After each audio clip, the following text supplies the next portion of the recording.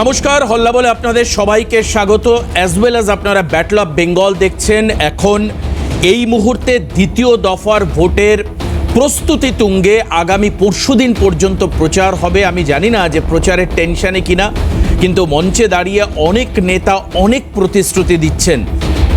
বাস্তবায়নের পেছনে যুক্তি খুঁজতে আমরা যাচ্ছি না।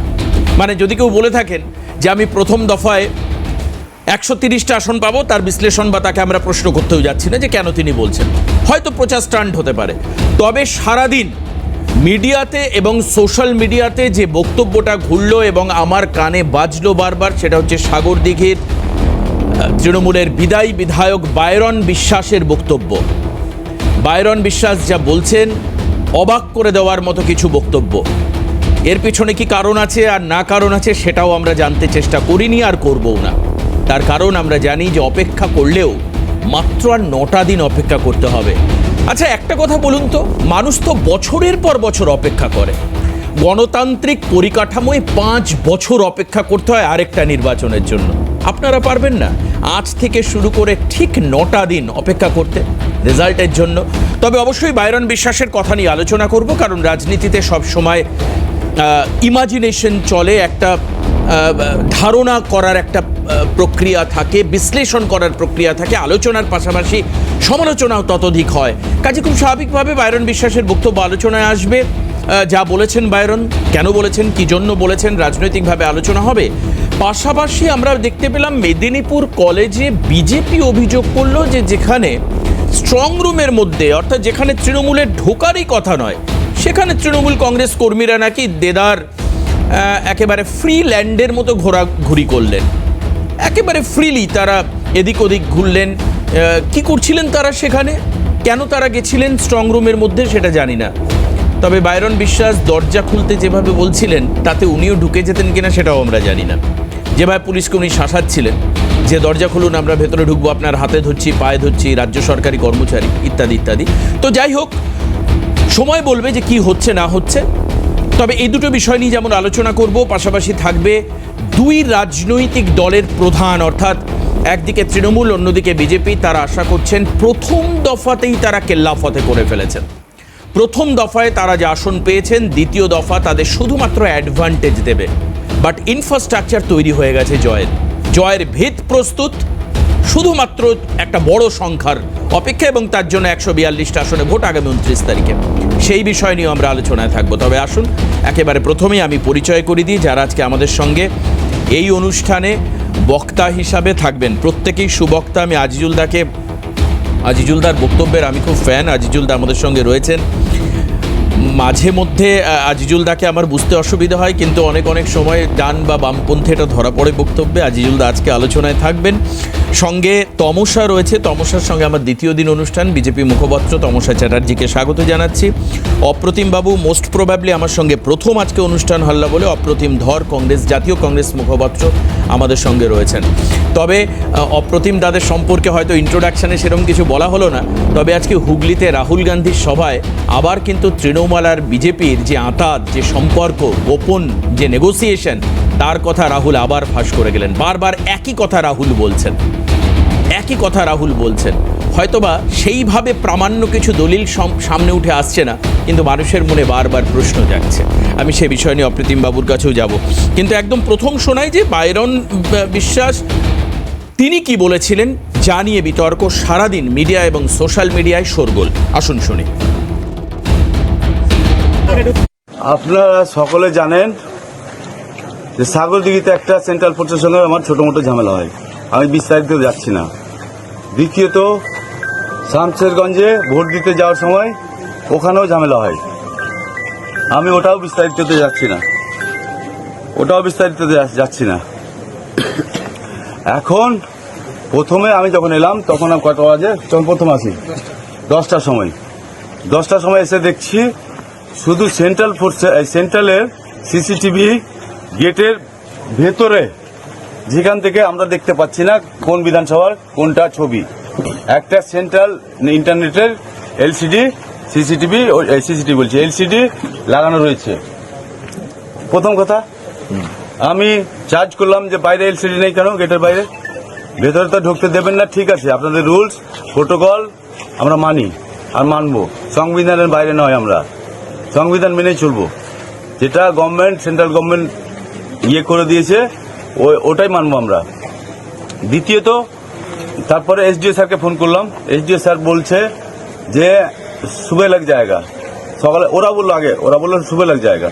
हमें जो सुबह लग जाएगा क्या बात है, पहले तो ये लगना चाहिए, उसके बाद सुबह लगेगा। তারপরে বললো যে সকালে লেগে যাবে, আমার সকালে চলবে না, এখনই চাই। এইচডিও স্যারকে বললাম, স্যার এখনই চাই, রিকোয়েস্ট করছি আপনাকে, এখনই চাই স্যার। বলছে না হবে না, সকাল হবে। আমি এইচডিও স্যারকে বললাম যখন, যে যদি আপনি প্রার্থী হতেন, আপনি ক্যান্ডিডেট হতেন, তো আপনি সকাল পর্যন্ত ওয়েট করতে পারতেন স্যার। তখন বললো এইচডিও স্যার যে 8 ঘন্টার মধ্যে আমি ইনস্টল করিয়ে দিচ্ছি। আজিজুল দা, আপনার কাছ থেকে শুরু করি, তাহলে কি স্ট্রং রুমের নিরাপত্তা নিয়ে এখনও তৃণমূল কংগ্রেসের মধ্যে সংশয় রয়েছে? যে অভিযোগগুলো বাইরন করছেন এবং তারপরে আরও অনেক কথা বলেছেন, যেগুলো হয়তো বা ওনার যে স্টেটাস সেই অনুযায়ী ধরতে গেলে খানিকটা অসংলগ্ন আমার মনে হয়েছে, কিন্তু মূলত আমরা আসছি হচ্ছে স্ট্রং রুমের নিরাপত্তা নিয়ে, সেফটি সিকিউরিটি নিয়ে। সত্যি কি স্ট্রং রুমগুলোতেই যে লাইট বন্ধ হয়ে যাওয়া, সিসিটিভি ক্যামেরায় উনি বলছেন যে ফুটেজ নেই, খানিকক্ষণ সিসিটিভি ক্যামেরা বন্ধ হয়ে যাওয়া, এইগুলো কি সত্যি হচ্ছে? বা যদি হয়ে থাকে তাহলে কেন হচ্ছে, কারা করছে? বাইরনের যে বক্তব্য অত্যন্ত তাৎপর্যপূর্ণ, মানে তুমি তো গোটা বক্তব্যটা দেখালে না, সব না দেখালে পরিষ্কার বোঝা যাবে যে নিরপেক্ষ রেফারির ভূমিকা যেখানে পালন করার কথা, সেখানে পক্ষপাত দুষ্ট খেলোয়াড়ের ভূমিকা অবতীর্ণ হতে হচ্ছে রেফারিকে। আমি রেফারি বলতে এখানে নির্বাচন কমিশনকে বলছি, এবং জনমনে আজকে নির্বাচন কমিশনের ভূমিকা সম্পর্কে একটা চরম সন্দেহ কেন, একদম বিশ্বাসহীনতা তৈরি হয়েছে। জনমনে না তৃণমূলের মনে? জনমনে। আমি তৃণমূলের কথা, আমি একজন সাধারণ মানুষ হিসাবে বলি, আমি হয়তো সাধারণ মানুষ হিসাবে তৃণমূলের কথা বললে হবে নাকি? না, আমি যে কথাটা বলছি, কারণ হচ্ছে দেখো, এই বাংলায় এবারে এসআইআরকে কেন্দ্র করে নির্বাচন কমিশন যে নিবিড় হয়রানি মানুষকে করেছে, এটা তৃণমূল হয়ে বলার দরকার নেই, কংগ্রেস হয়ে বলার দরকার নেই, সিপিএম হয়ে বলার দরকার নেই, ইভেন বিজেপি হয়ে বলার দরকার নেই।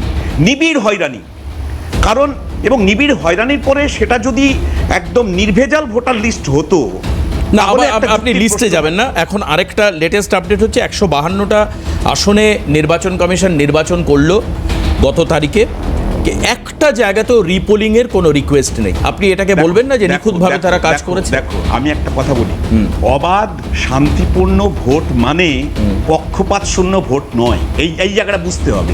অবাধ নির্বাচন কমিশন যে অবাধ শান্তিপূর্ণ ভোট করেছে, রক্তপাত শূন্য মেনে নিচ্ছি, সেটা কতটা পক্ষপাত শূন্য এটা নিয়ে গভীর সন্দেহ রয়েছে, বাইরনের বক্তব্যের মধ্য দিয়ে উঠে এসেছে।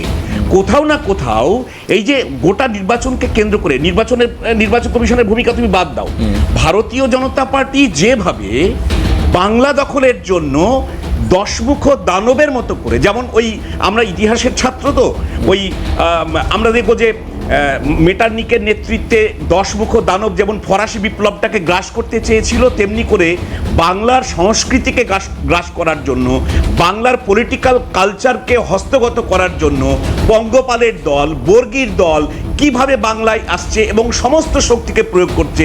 সেই শক্তি ইডি হতে পারে, সেই শক্তি ইনকাম ট্যাক্স হতে পারে, সেই শক্তি নির্বাচন কমিশন হতে পারে, সমস্ত রাষ্ট্রীয় শক্তিকে ব্যবহার করে কেন্দ্র সরকার যেভাবে বাংলার নির্বাচিত সরকারকে উৎখাত করতে চাইছে, সেটা থেকে আমি একদম বলতে পারি যে এবারে নির্বাচন যাদের পরিচালনা করার কথা এবং সাংবিধানিকভাবে যে দায়িত্ব, সেই দায়িত্ব নির্বাচন কমিশন করতে পারছে না, এটা আমি হলফ করে বলছি। বেশ, আমি আসি একটুখানি তমসার কাছে।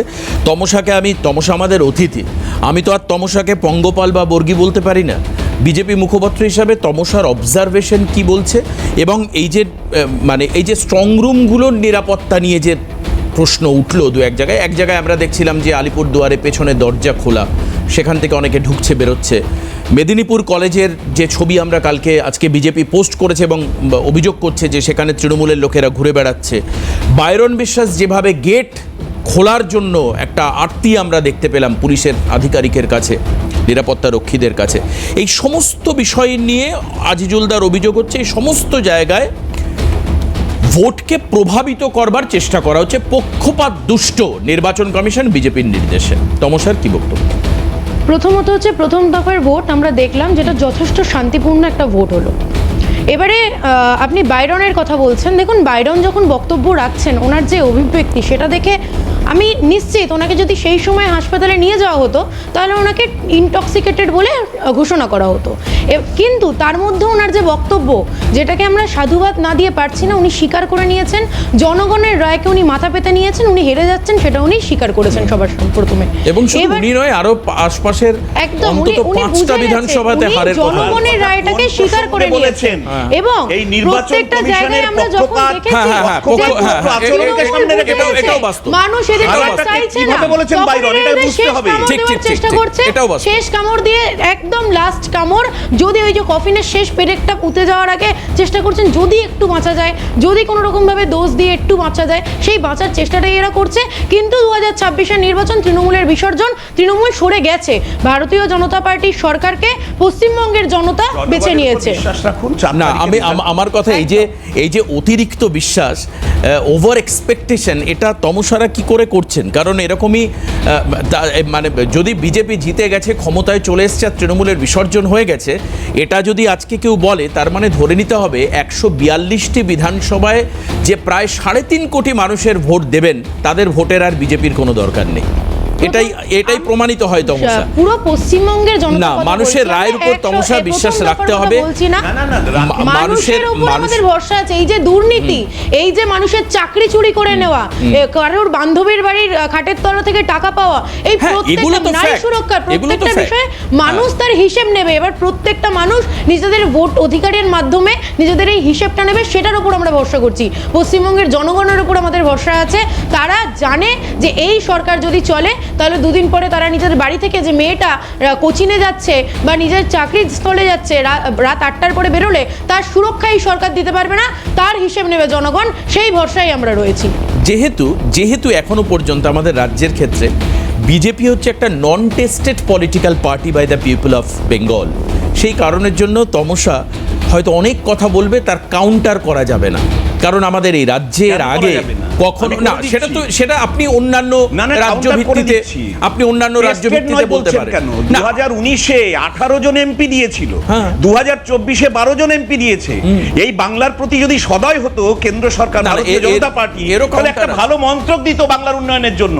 কটা ভালো মন্ত্র, এরও কাউন্টার আছে। না, আজিজুলদা, বাংলার মানুষের জন্য আমি বলছি যখন তমসা একটা মিনিট, যখন আন্তর্জাতিক নিরাপত্তার প্রশ্ন ওঠে তখনও কিন্তু স্বরাষ্ট্র মন্ত্রক এবং দিল্লি বারবার করে বলে রাজ্য কোঅপারেট করছে না। একটাই কথা বিজেপির, যেহেতু রাজ্যের অ্যাডমিনিস্ট্রেশনে বিজেপি নেই, তাই তারা জমি নিতে পারছে না, সীমানায় বেড়া দিতে পারছে না। শুধু তাই নয়, 100 দিনের কাজ, মনরেগা থেকে শুরু করে, আবাস যোজনা থেকে শুরু করে, কেন্দ্রীয় প্রকল্প, আয়ুষ্মান ভারত থেকে শুরু করে হিউজ একাধিক প্রকল্প আন্তরিক ইচ্ছা থাকলেও কেন্দ্র রাজ্যকে দিতে পারছে না, কারণ রাজ্য চায় না বলে। এটা তো বিজেপির স্ট্যান্ড পয়েন্ট। আজকে যদি আপনি বলেন যে এত কিছু হয়েছে, কেন কেন্দ্র দিচ্ছে না, জিতলেই কি তবে দেবে, তখন কেন্দ্র পরিষ্কার বলবে যে আপনি এখানে চালাতে দিচ্ছেন না। এবং একই সঙ্গে কাউন্টার পার্টি যদি দেখি, তৃণমূল কংগ্রেস বারবার মঞ্চে উঠে বলছেন আমাদের কেন্দ্রের টাকা চাই না। রাজ্য সরকারের তৃণমূলের প্রথম সারির নেতারা বলছে কেন্দ্রের টাকা চাই না, দিদি দিচ্ছেন। কেন্দ্রের টাকা চাই না, আমরা করে নেব, আমরা বুঝে নেব, দরকার নেই প্রধানমন্ত্রী আবাস যোজনা, আমরা বাংলার বাড়ি দেব। কাজে খুব স্বাভাবিকভাবে এই জায়গায় এই দূরত্বটা তৈরি হচ্ছে। আমি আসবো ফিরে, তবে আজকে রাহুল গান্ধীর এই যে অভিযোগ, সেই অভিযোগটা একেবারে খুব গুরুত্ব দিয়ে আপনাদেরকে শোনাবো বিরতির পর ফিরে এসে। তারপর অপ্রতিম ধর কংগ্রেসের মুখপত্র রয়েছেন আমাদের সঙ্গে জাতীয় কংগ্রেসের, ওনার বক্তব্য শুনবো, সঙ্গে থাকুন। मेरे ऊपर 36 केस हैं, हर 10-15 दिन में केस लड़ने कहीं ना कहीं जाना पड़ता है मुझे। मैं आपसे पूछना चाहता हूं, ममता जी पे कितने केस लगाए नरेंद्र मोदी ने? ममता जी का कितने घंटे इंटेरोगेशन हुआ? मेरा 55 घंटे 5 दिन एक के बाद एक इंटेरोगेशन हुआ ईडी से। ममता जी पर कोई आक्रमण नहीं होता, ना सीबीआई, ना ईडी, ना कुछ। क्यों? क्योंकि वो बीजेपी से सीधा नहीं लड़ती हैं। ये सच्चाई पूरा बंगाल जानता है। सिर्फ कांग्रेस पार्टी विचारधारा के बल पर बीजेपी से लड़ती है। 24 घंटा नरेंद्र मोदी कांग्रेस पार्टी पर, राहुल गांधी पर, खारगे जी पर आक्रमण करता रहता है। बंगाल के चुनाव के वक्त नरेंद्र मोदी आकर ममता जी पर आक्रमण करता है, मगर आप देखना बंगाल का चुनाव खत्म होगा, नरेंद्र मोदी ममता जी के बारे में कुछ नहीं कहेगा, क्योंकि वो जानता है कि हिंदुस्तान में सिर्फ एक शक्ति आरएसएस, बीजेपी और नरेंद्र मोदी को हरा सकती है, और वो शक्ति कांग्रेस पार्टी है। कांग्रेस पार्टी की विचारधारा है। भाइयों और बहनों, आप कांग्रेस पार्टी को यहां मजबूत कीजिए, कांग्रेस पार्टी को आप यहां वोट दीजिए, हमारे कैंडिडेट्स को विधानसभा में भेजिए, क्योंकि वही रास्ता है आरएसएस और बीजेपी को हिंदुस्तान से हटाने का। এই যে পুরো বক্তব্যের আমি অপ্রতিমদার কাছে বলবো, এটা একদম বাস্তব যে 36টা কেস রয়েছে রাহুল গান্ধীর ওপরে চাপানো হয়েছে এবং 55 ঘন্টা উনি ইন্টারোগেশন বা ইনভেস্টিগেশনের আওতায় ছিলেন, ওনাকে টানা জিজ্ঞাসাবাদ করা হয়েছে। কিন্তু সেই তুলনায় দেখতে গেলে মমতা বন্দ্যোপাধ্যায়ের এগেনস্টে কোনো কেসও করা হয়নি বা ইনভেস্টিগেশন বা ইন্টারোগেশন কিছুই হয়নি। এর থেকে উনি আতাত বা যোগসূত্র বা আন্ডার টেবিল নেগোসিয়েশনের কথা বলছেন। অপ্রতিমদা, সকলকে শুভ সন্ধ্যা এবং আমার কো প্যানেলিস্টদের শুভেচ্ছা এবং নমস্কার, এবং আপনাদের সমস্ত দর্শকদের। প্রথমে বলি, আপনারা আজকে যে সাবজেক্টগুলো রেখেছিলেন তার মধ্যে নির্বাচন কমিশন কিভাবে নির্বাচন করাচ্ছে তার উপরে আপনারা সাবজেক্ট রেখেছিলেন। আমি আপনাদের খুব পরিষ্কার বলি, এই যে নির্বাচন পশ্চিমবঙ্গে এবছরে হচ্ছে প্রথমবার, ভারতবর্ষের ইতিহাসে হয়তো নির্বাচন শুরু হওয়ার পর থেকে প্রথমবার যেভাবে নির্বাচন হচ্ছে, এই নির্বাচন কমিশন বেসিক্যালি আমাদের কাছে 55% অলরেডি ফেল করে ফেলেছে। আমি আপনাকে লজিক দিয়ে বলি, মানে আমাদের কর্পোরেটরের কথা আছে, ডেটা কখনো কখনো ঝুট বলে, ডেটা ঝুট বলে না।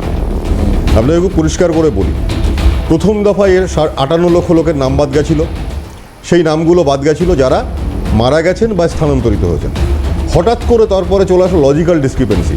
ভারতবর্ষের অন্য কোনো প্রদেশে এখনও পর্যন্ত লজিক্যাল ডিসক্রিপেন্সি বলে কোনো শব্দ আসেনি।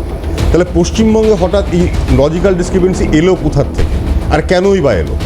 আপনি এবছর নির্বাচন করছেন 27 লক্ষ মানুষকে ভোটদানে বাইরে রেখে। পশ্চিমবঙ্গের 27 লক্ষ মানুষ যারা লজিক্যালি ভোটার, সেই লোকগুলোকে বাইরে রেখে যে ভোটদান করছেন, তার মানে কি এটা পরিষ্কার হচ্ছে না নির্বাচন কমিশন পরোক্ষে বিজেপিকে জেতানোর চেষ্টা করছে? 27 লক্ষ যে লজিক্যাল ভোটার, আপনি এই তথ্য তার কারণটা হচ্ছে ট্রাইব্যুনালে, আমি আপনাকে যদি বলি, ট্রাইব্যুনালে 600 650, আমি আজ থেকে দুদিন আগের কথা বলছি, তার মধ্যে মাত্র 139 জন, মানে 139 জনের ট্রাইব্যুনালে নাম উঠেছিল, 138 জন পাস করেছেন। মানে আমি যদি লজিক্যালি বলি তাহলে 98%। 27 লক্ষ লোকের যদি 98% আপনার কথাতেই ধরে নিই লজিক্যাল ভোটার ছিলেন, তাহলে আমার কথা, আমি 98 কোথায় বললাম? 600 জনের বিচার হয়েছে, তার মধ্যে 100 জন, সেটা 90% হয় কি? না, 139 জন, 138 জন, আপনি ভালো করে একটু দেখবেন। 600 জনের মতো বিচার নিষ্পত্তি হয়েছে বলছে কমিশন, তার মধ্যে 138 বা 39 এরকম একটা। না, একদম না, 139 138। না, আপনি জানেন, একদম না, একদম আমি স্ট্রংলি অপোজ করছি। আমি আপনার কথাতেই ধরে নিলাম, তাহলে 139 138 জন এসছে, কখনোই না। আমি যদি সম্ভব হয় আমি আমার কলিগদেরকে রিকোয়েস্ট করবো, যদি এই তথ্য পাওয়া যায় যে কতজনের আজ পর্যন্ত নিষ্পত্তি হয়েছে মানে আন্ডার ট্রাইব্যুনালে, এবং কতজন আমি দেখাবো, ভোটাধিকার ফেরত পেয়েছে, অবশ্যই দেখাবো। পাশাপাশি এটাতে ফেরত আসি, পশ্চিমবঙ্গে একজনও বৈধ ভোটার যদি ভোটদানে এবারে বিরত থাকেন, তাহলে গণতন্ত্রে যে নির্বাচন হচ্ছে সেই নির্বাচন কি সম্পূর্ণ হচ্ছে না? তাহলে পক্ষান্তরে যেখান থেকে লজিক্যাল ডিসক্রিপেন্সি দিয়ে আপনি ভোটারকে বঞ্চিত রেখে ভোট করছেন, আমরা পশ্চিমবঙ্গে হঠাৎ দেখতে পাচ্ছি যে নির্বাচন কমিশন অস্বাভাবিক ধরনের বিধিনিষেধ চালু করেছেন। এই চালানো যাবে না, বাইক চালানো যাবে না, সব মেনে নিলাম। পাশাপাশি এরকম সিচুয়েশন, আমি তো এরকম একটা নির্দেশের অপেক্ষা করছি যে কখন নির্বাচন কমিশন নির্দেশ দেবে যে ভোটের দুদিন আগে থেকে স্বামী স্ত্রী কথা বলা যাবে না, সেক্ষেত্রে ভোটার প্রভাবিত হওয়ার সম্ভাবনা তৈরি হয়ে গেছে। তো আমরা যেটা বলতে চাইছি সেটা হচ্ছে যে কিন্তু আমি অপ্রতিমদা, আমি আপনার সঙ্গে আমার আগে কথা হয়নি, কিন্তু আপনাদেরই একাধিক প্রতিনিধি যারা টিভি মিট করেন, তাদের থেকে আমি বাইক র্যালি, বাইক বাহিনী, বাইক তাণ্ডব এই কথাগুলো বলতে শুনেছি। আপনার মনে থাকবে হাওড়াতে কয়েকদিন আগে একটি খুনের ঘটনায় সেখানকার বিধায়ক মোটরসাইকেলের পেছনে করে যাচ্ছিলেন, আপনার এখানে রিপ্রেজেন্টেটিভ ছিলেন, তিনি তার তীব্র প্রতিবাদ করেছিলেন। আমি আপনার সঙ্গে সম্পূর্ণ একমত।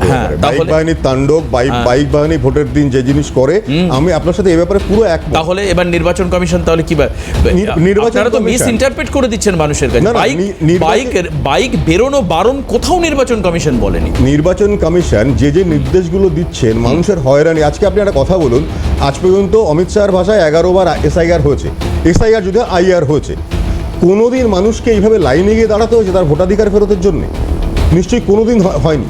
তাহলে মানুষকে লাইনে দাঁড় করানো ছাড়া 2014 পর থেকে আমরা যে সরকার দেখছি ভারতবর্ষে আছে, তাদের শুধুমাত্র কাজ মানুষের দৃষ্টিকে প্রাথমিক তাহলে আমার যেখানটায় ইস্যুর লাইন ছিল অপ্রতিম দা, সেটা হচ্ছে তৃণমূল আর বিজেপির এদের কি আঁতাত আছে যেটা রাহুল গান্ধীজি বলছেন? দেখুন, আমাদের কাছে তৃণমূলও যে দল, বিজেপিও সেই দল। আপনি যদি খেয়াল করে দেখেন, বিজেপির এই মুহূর্তে যার নেতৃত্বে বিজেপি লড়ছে, যাকে মুখ করে লড়ছে, তিনিও তৃণমূলেরই প্রোডাক্ট। আপনাকে আমি আরও বলছি, আমি আপনাকে তথ্য দিয়ে বলছি, বেশ কিছুদিন আগে আমাদের বারাসাতের তৃণমূলের যিনি এখনকার প্রার্থী, 2021-এ যিনি বিজেপির প্রার্থী ছিলেন, তাকে যখন জিজ্ঞাসা করা হয় যে আপনি আমায় বলুন যে শঙ্কর চ্যাটার্জির ব্যাপারে, তো তিনি পরিষ্কার বলেন যে বিজেপির শঙ্কর চ্যাটার্জি তো আমি দাঁড় করিয়েছি। এর থেকে বেশি আতাত কেন চায়? আতাতের প্রমাণ কোথা থেকে আসছে না? পাশাপাশি শ্রমিক ভট্টাচার্য দাবি করেছিলেন, বিভিন্ন সময় দাবি করেন, বা বিভিন্ন প্রতিনিধি দাবি করে আজকের ডেটে, যে তৃণমূল দলটাকে নাকি বিজেপি জন্ম দিয়েছে। তা না হলে নাকি বিজেপি যে তৃণমূল যেভাবে কষ্ট পাচ্ছিল, সেখান থেকে নাকি ওরাই জন্ম দিয়েছে। তাহলে বিজেপি আর তৃণমূল যে আমাদের কাছে আলাদা দল, তা কিন্তু নয়। তৃণমূল আর বিজেপি আলাদা দল নয়। খুব মন দিয়ে শুনুন, অপ্রতিম দা বলছেন, কারণ যিনি বিজেপির মুখ হয়ে প্রচার করছেন তিনি আসলে তৃণমূলেরই বাই প্রোডাক্ট। কোনো জায়গায় অপ্রতিম দা ভুলেই যাচ্ছেন যে এরা সবাই কংগ্রেসের বাই প্রোডাক্ট, এটা উনি ভুলে যাচ্ছেন। মমতা বন্দ্যোপাধ্যায় কংগ্রেস থেকে, শুভেন্দু অধিকারী আগে কংগ্রেস করতেন, খুব সম্ভবত কোনো একটা সময় যুব কংগ্রেস করতেন। তো এই যে কংগ্রেস থেকে আসা বা কোনো রাজনৈতিক দল থেকে আসা, সেখানে ধরতে গেলে তো দেখা যাবে যে শতাব্দী প্রাচীন একটি দল জাতীয় কংগ্রেস, কম বেশি অনেকেই হয় আরএসএস ওই পন্থায় বিশ্বাসী, বাদবাকি যে সমস্ত ডানপন্থী দলগুলো রয়েছে তার ম্যাক্সিমামই তো কংগ্রেসের বাই প্রোডাক্ট। আপনাকে আমি খুব পরিষ্কার করে এই কথাটাই বলি, সেই অর্থে ধরতে গেলে তো ভারতবর্ষে কংগ্রেস ছাড়া অন্য কোনো দল ছিল তৎকালীন সময়, দলগুলো ছিল। আপনি বলছেন তৈরি হচ্ছে, আমার বক্তব্য যেটা সেটা হচ্ছে যে 1997 সালে যখন তৃণমূল তৈরি হয়, তারপরে পরবর্তী অধ্যায়ে এসে দেখা যায় যারা তৃণমূলের আছেন আজকের ডেটে, তারা কখন বিজেপির ঘরে গিয়ে উঠবেন তার কোনো নিশ্চয়তা এই মুহূর্তে নেই। 2021 সালে যদি আপনি প্রার্থী তালিকা দেখেন বিজেপির, তাহলে দেখবেন সেই আউট অফ 294 আপনি দেখবেন 134 তৃণমূলের ক্যান্ডিডেট। এটা আপনি একদম ঠিক বলছেন যে রাজনৈতিক দল পরিবর্তন, মানে একটা সময় আমরা দেখতাম যে আমাদের যদি কারোর বাড়ির বয়স্ক মানুষের ব্রিদিং প্রবলেম হয়েছে না, আপনাদের করোনার সময় তো সবার হয়েছে, আমার নিজের বাড়িতে হয়েছে, ব্রিদিং প্রবলেম হলে আমরা পাগলের মতো ছুটতাম যে তাকে হসপিটালে নিতে হবে অথবা অক্সিজেন সিলিন্ডার দিতে হবে।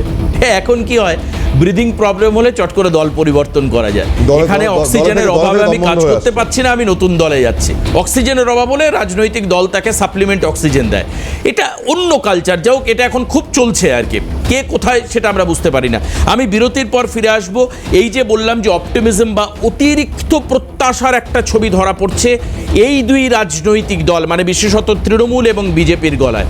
কার্যত তারা দ্বিতীয় দফার তোয়াক্কা না করেই বলছেন আমরা অনেকটা এগিয়ে রয়েছি, বরঞ্চ এই তাদের এগিয়ে থাকা দৌড়ে কোথাও যেন কংগ্রেস আর সিপিএম অনেকটা নিষ্প্রভ হয়ে রয়েছে। মানে একেবারে সেই ছোট ছেলে পাঁচিলের উপরে পা দুলিয়ে আমের আঠি চুষছে আর মজা দেখছে, এই দুটো রাজনৈতিক দলের অবস্থা এখন সেরকম। যাই হোক, এই অবশ্যই আসবো আলোচনায়, একটা বিরতির পর ফিরে এসে সঙ্গে থাকুন। বর্ধমানের সীতাভোগ যাবে নরেন্দ্র মোদীর কাছে, 110-এর উপর প্রথম দফাতেই বিজেপি আসন পাবে বলছেন অমিত শাহ। পাল্টা অভিষেক কি বলছেন? পাল্টা মানে কি, জনসভায় গিয়ে বলছেন, নির্বাচনী প্রচারে কি বলছেন একবার শুনি। আমি আপনাদের দায়িত্ব নিয়ে বলতে পারি, প্রথম দফায় ভোট হয়েছে গত পরশুদিন, তৃণমূল সেঞ্চুরি পার করে দিয়েছে।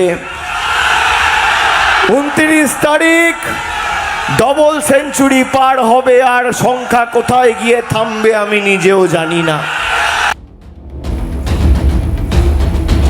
এখন কে কতটা আসন পাবে এটা বলাটা বা প্রেডিক্ট করাটা অত্যন্ত অনুমান ভিত্তিক হবে এবং ভিত্তিহীন হবে বলে আমি মনে করি, সবটাই আন্দাজে। কিন্তু আমাদের দীর্ঘদিনের অভিজ্ঞতা এবং আজিজুলদার দীর্ঘদিন এই একটা অনুমান ভিত্তিক আলোচনা করার যে অভিজ্ঞতা, আমি সেখান থেকে আজিজুল দাকে জিজ্ঞেস করব যে প্রথম দফায় কে এগিয়ে থাকছেন বা কিভাবে, মানে আমি ধরে নিচ্ছি অভিষেক ব্যানার্জি বলছেন 100-র ওপরে তৃণমূল পাবে আউট অফ 152, কিভাবে সেটা সম্ভব?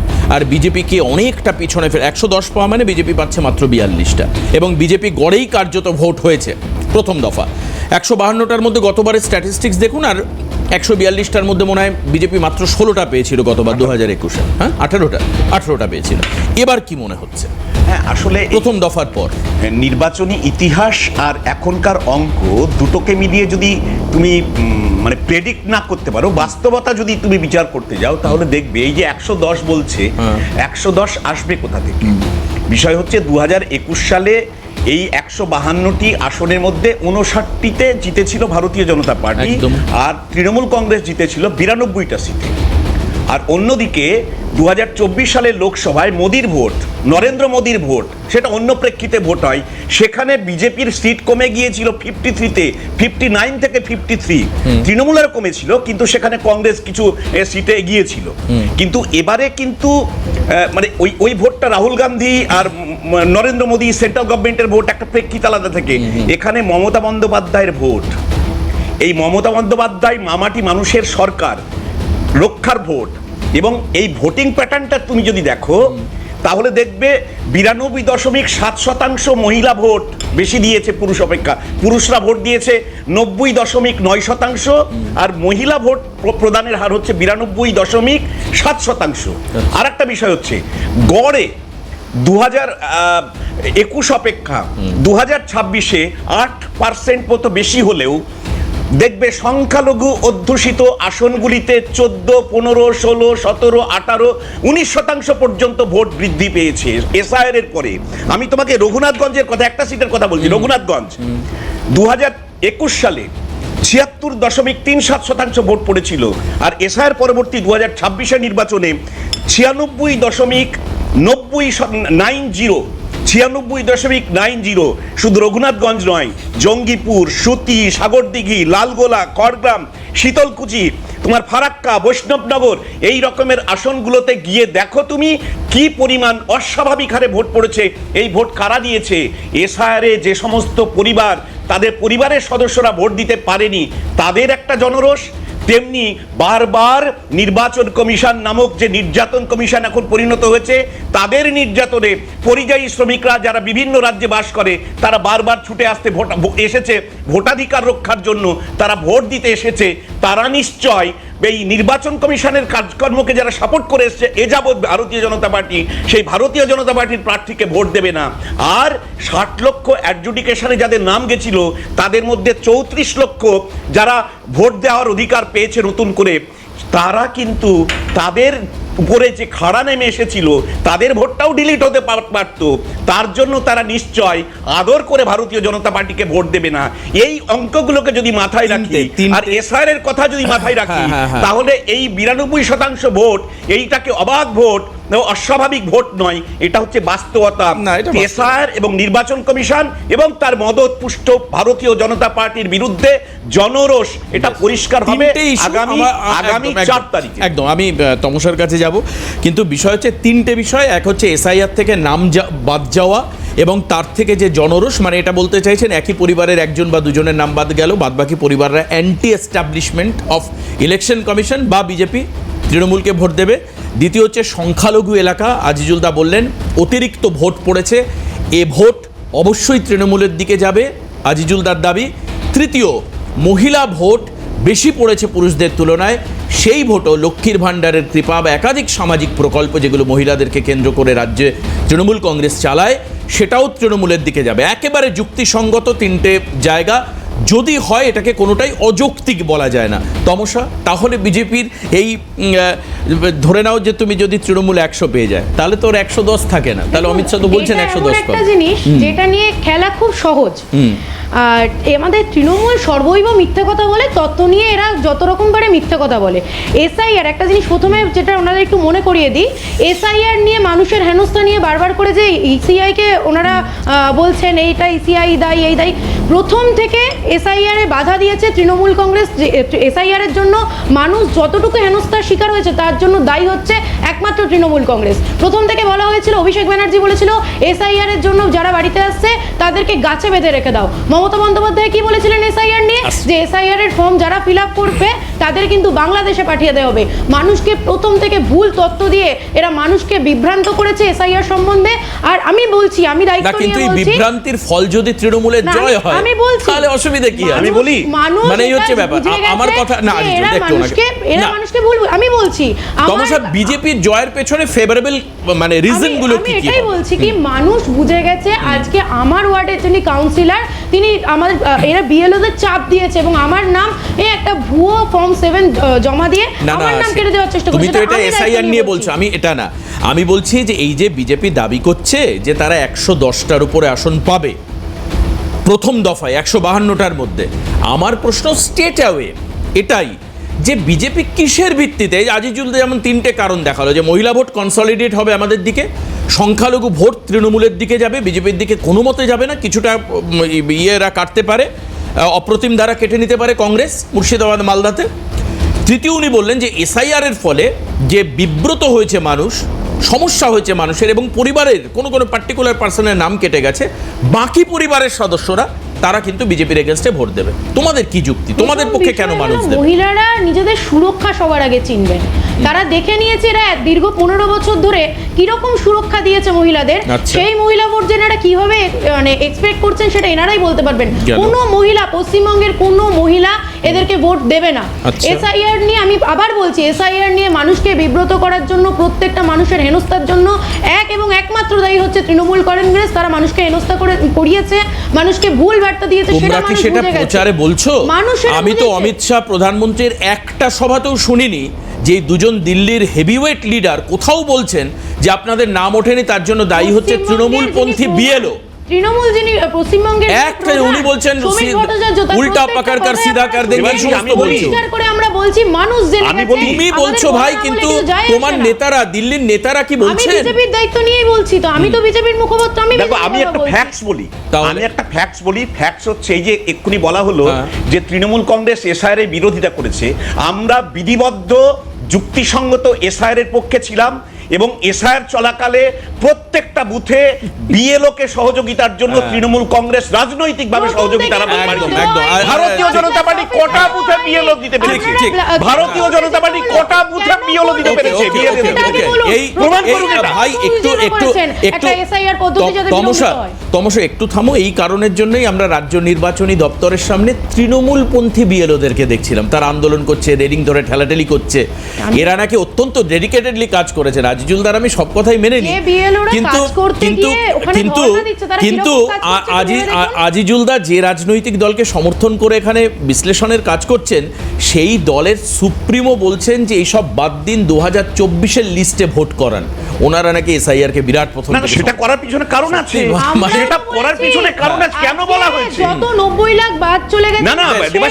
না বলতে পারেন না, এই কথাটা বলতে পারেন না। গণতন্ত্রে লাখো লাখো ভোটারকে বাইরে রেখে, বৈধ ভোটারকে বাদ রেখে আপনি ভোট করতে পারেন না।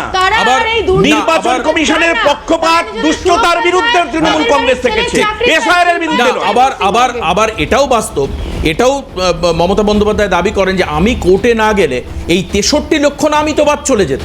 এটাও বাস্তব, কারণ উনি যাওয়ার পর তারপর হলো হচ্ছে জুডিশিয়াল ইন্সপেকশন বা জুডিশিয়াল বিচার, সেখান থেকে একটা বড় সংখ্যক ঢুকে গেল, ইনক্লুশন হলো।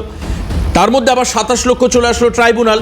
সুপ্রিম কোর্টের নির্দেশ অনুযায়ী ট্রাইব্যুনালও আবার দেখা যাচ্ছে একটা অংশ মূল তালিকায় ঢুকছে। আমার কথা হচ্ছে, তাহলে কিসের ভিত্তিতে প্রথমে এদেরকে সবাইকে বাদ দিয়ে দেওয়া হয়েছিল? এটা তো ঠিক, মমতা বন্দ্যোপাধ্যায় যদি আদালতে না যেতেন তাহলে তো এই 63 লক্ষই বাদ পড়ে যেত।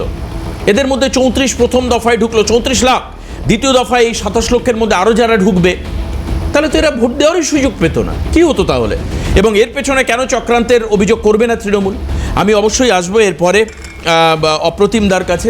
এই যে জায়গাটা যেটা সবাই দাবি করছেন, জাতীয় কংগ্রেসের কি দাবি এবং তাদের এক্সপেকটেশন কি, এবার কি তাদের ভাড়ার আরও খানিকটা পূর্ণ হবে? মানুষ কি কংগ্রেসের বিধায়ককে বিধানসভায় পাঠাবেন? কি ভাবছেন অপ্রতিম দ্বারা, শুনবো বিরতির পর ফিরে এসে। সঙ্গে থাকুন। ফিরে আসলাম আলোচনাতে। আমরা যাব হচ্ছে অপ্রতিম দার কাছে। অপ্রতিম দা, এবার কংগ্রেস ভালো ফল করবে এরকম কিন্তু একটা গুঞ্জন শোনা যাচ্ছে। এটা কি সত্যি গুঞ্জন, নাকি আপনাদেরও প্রত্যাশা? এটা কি হাওয়ায় ওড়া কথা না বাস্তবতা? অপ্রতিম দা, দেখুন, প্রথমেই আপনাকে বলি, খানিকটা আপনারাও এই ধরুন আমরা এখানে আলোচনায় বসেছি, আপনাদের টিভিতেও ফ্রেম দেখাচ্ছে একদিকে তৃণমূল একদিকে বিজেপি, যে বাইনারি মিডিয়া থেকেও তৈরি হয়েছে। আমি আপনাকে খুব দায়িত্ব নিয়ে বলছি, কংগ্রেসের রেজাল্ট 4 তারিখে বোঝা যাবে, কিন্তু মানুষের কাছে আমরা প্রচারে গিয়ে যে উন্মাদনা, যে ভালোবাসা মানুষের থেকে পেয়েছি, দীর্ঘ 20 বছর পরে ইভিএমে হাত চিহ্ন দেখবে মানুষের মধ্যে যে সাড়া আমরা পেয়েছি অন্তত বিভিন্ন জায়গায়, সেই জায়গায় দাঁড়িয়ে আমরা অত্যন্ত আশাবাদী। মিডিয়া বা যেভাবেই গদি মিডিয়ায় বলতে পারে, যেভাবে আপনারা আমাদেরকে ফ্রেম থেকে বাইরে রাখার চেষ্টা করেন, আমি আপনাকে দায়িত্ব নিয়ে বলছি 4 তারিখের পরে আপনারা আমাদেরকে ফ্রেম থেকে বাইরে বের করতে পারবেন না। আপনি আবার মিডিয়াকে দোষ দিচ্ছেন কেন? আমি দোষ দিচ্ছি না তো। আজকে কংগ্রেস যদি 11 সালে তৃণমূল কংগ্রেসকে সমর্থন না করতো, অনেক বড় বড় তাবড় কংগ্রেস লিডাররা এখানে এসে দাবি করেছেন আমার 17-18 বছরের অভিজ্ঞতায়, যে তাহলে তৃণমূল ক্ষমতা আসতে পারতো না। আপনারা নিজেরাই, আমরা সেটা আপনি যেটা বলছেন আমি সেটা বিশ্বাস করি তো। হ্যাঁ, আমি সেটা বিশ্বাস করি। আমি বিশ্বাস করি। আপনাদের নতুন সভাপতিকে আপনারা কৃতিত্ব দিন। এই যে শুভঙ্কর দা, আমার তার সঙ্গে পরিচয় নেই, আমি তার ইন্টারভিউ করিনি, কিন্তু শুভঙ্কর সরকার যেদিন সভাপতি এসেছিলেন, আমার রিপোর্টার তাকে জিজ্ঞেস করেছিল জোটের কথা, উনি বলেছিলেন এবার আমরা একা লড়বো। সেটা উনি করে দেখিয়েছেন। আমি জানি না এক্ষেত্রে দিল্লির লিডাররা কি ইকুয়েশনে চলেন, কি বলেন রাহুল গান্ধী। আমি আপনাকে দায়িত্ব নিয়ে বলছি, আমরা এবছর 294 সিটে একা লড়াই করছি। সিদ্ধান্তটা শুভঙ্কর সরকার এবং জাতীয় কংগ্রেসের কর্মীরা নিয়েছেন। আমরা বিভিন্ন জায়গায় আমাদের সভা জিজ্ঞাসা করতাম আমরা, কংগ্রেস একা লড়লে সুবিধা হবে, এবং আপনাকে আমি বলছি ফল দেখুন, ফল তো 4 তারিখে বোঝা যাবে। তবে আমরা অত্যন্ত আশাবাদী, আমরা অত্যন্ত আশাবাদী, মানুষের আশীর্বাদ, মানুষের ভালোবাসা এবছরে কংগ্রেস যেভাবে পেয়েছে বা পেতে চলেছে বিভিন্ন দিনগুলোতে। আপনারা বলছি তো এই ক্ষমতা দখলের কথা বলছেন, আমি আপনাকে একটা ছোট্ট তথ্য দিই।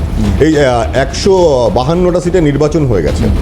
আচ্ছা, তো আমাদের সীমিত সামর্থ্য, আমরা সব জায়গায় সেইভাবে যদি বলেন এটা মেনে নিতে কোনো অসুবিধে নেই আমাদের। প্রধান 44,000 বুথ ছিল এই 152টা কেন্দ্রে, 44,000 বুথে অ্যাটলিস্ট আমার কাছে যে তথ্য আছে তাতে 11,000 বুথে বিজেপির এজেন্ট ছিল না। সুতরাং বাংলা দখল, আমি দখল শব্দটা খুব দায়িত্ব নিয়ে বলছি, কারণ নরেন্দ্র মোদী অমিত শাহরা দখল শব্দ ছাড়া অন্য কিছু বোঝেন না। মানুষের ভালোবাসা বা ভোট চুরি ছাড়া তো এদের পক্ষে যেটা অসম্ভব। সেই জায়গায় দায়িত্ব নিয়ে বলছি, জাতীয় কংগ্রেস এবছরে আপনি 4 তারিখে দেখতে পাবেন যে বাংলার মানুষের নতুন বিকল্প হিসেবে কংগ্রেস উঠে আসছে, এবং সেটা 4 তারিখের আপনাদের সাথে আমরাও থাকবো, 4 তারিখ দুপুরবেলাতেও থাকবো। আপনাদের নিশ্চয়ই আমরা আশা করব না, আমরা একদম নিশ্চিত আশাবাদী পশ্চিমবঙ্গে এবছরের কংগ্রেসের পুনরুত্থান অবশ্যই হচ্ছে। বেশ, পুনরুত্থান হোক, আমরা সেটা চাই। কারণ ম্যানিফেস্টোর দিনই একটা জায়গা খুব ভালো লেগেছিল, বহুদিন পর দেখলাম যে কংগ্রেস বিধানচন্দ্র রায় পশ্চিমবঙ্গের উপকারের মুখকে সামনে রেখে নির্বাচনে এগোচ্ছে। আমি তো আপনাকে বলছি এবছরের নির্বাচনে আপনাদের কিন্তু প্রচার এস্টাবলিশমেন্ট হয়তো তুলনামূলক কম ছিল। আপনি বলছেন যে ফান্ডিংস, অন্যান্য রিচ এগুলো থাকেই, কারণ দীর্ঘদিন 77-এর পর থেকে কংগ্রেস রাজ্যে ক্ষমতায় নেই। আর এখন ওই পলিটিক্যাল বাইনারিতে একদিকে জোড়াফুল একদিকে পদ্মফুল, এর বাইরে মানুষ অন্যান্য রাজনৈতিক দলগুলোকে গুরুত্ব দেওয়াও কি ভুলে যাচ্ছেন? এটাও একটা বড় প্রশ্ন। না, আমি আপনাকে একটা কথা বলি, এবছরের পশ্চিমবঙ্গের নির্বাচনের থিম কিন্তু অস্মিতা বিধান। আপনি তৃণমূল বলুন, যাই বলুন না কেন, আমরা 1947 থেকে 1968 পর্যন্ত ক্ষমতায় থাকাকালীন গঙ্গার দুধারে যে শিল্পাঞ্চলগুলো তৈরি হয়েছিল, যে পশ্চিমবঙ্গ সেই সময় সারা ভারতবর্ষকে পথ দেখাতো। আজকে রাহুল গান্ধী সে কথাই বলেছেন সেখানে। এটা তো মাঠে বলতে হবে কংগ্রেস নেতাদেরকে। মালদা মুর্শিদাবাদ কেন্দ্রিক কংগ্রেস হয়ে গেলে তো সমস্যা। না, দেখুন, মালদা মুর্শিদাবাদ কেন্দ্রিক এক কথা বলবেন, অধীরবাবু আরেক কথা বলবেন। দেখুন, আমি আজকে বলছি নির্বাচনের দাদা আজকে আর হাতে সময় নেই, আমাদের শেষ করতে হবে। আজিজুল দাকে অনেক ধন্যবাদ, তমসাকে অনেক ধন্যবাদ, অপ্রতিম দাকেও ধন্যবাদ। যারা এতক্ষণ অনুষ্ঠানে ছিলেন তাদের একটাই কথা বলতে চাই, আমরা আলোচনা অনেক রকম হতে পারে, তথ্য অনেক রকম উঠে আসতে পারে। আগামী দফার নির্বাচনে 142টা বিধানসভায় ভোট হবে। মানুষ স্বাধীন চিন্তা ভাবনা, বিচার বিশ্লেষণ করে ফ্রি অ্যান্ড ফ্লুয়েন্টলি মানুষ ভোট দেবেন। তাতে সঠিক তথ্য সামনে আসলে আমরা 4 তারিখে গর্ব করে বলতে পারবো যে প্রায় রক্তপাত শূন্য, গণ্ডগোল শূন্য, মৃত্যু শূন্য গণতান্ত্রিক প্রক্রিয়া হয়েছে এবং ভোট হয়েছে। যারা জিতছেন তারা মানুষের রায় জিতেছেন। যদিও বা এই ট্রাইব্যুনালের কেসটা ওই রবীন্দ্রনাথের লেখা জুতোর মধ্যে কাঁকড়ের মতো কচকচ করবে। জানি না এর সমাপ্তি কোথায় হবে। আজকে এখানে শেষ করব। সবাই ভালো থাকবেন, সুস্থ থাকবেন। নমস্কার।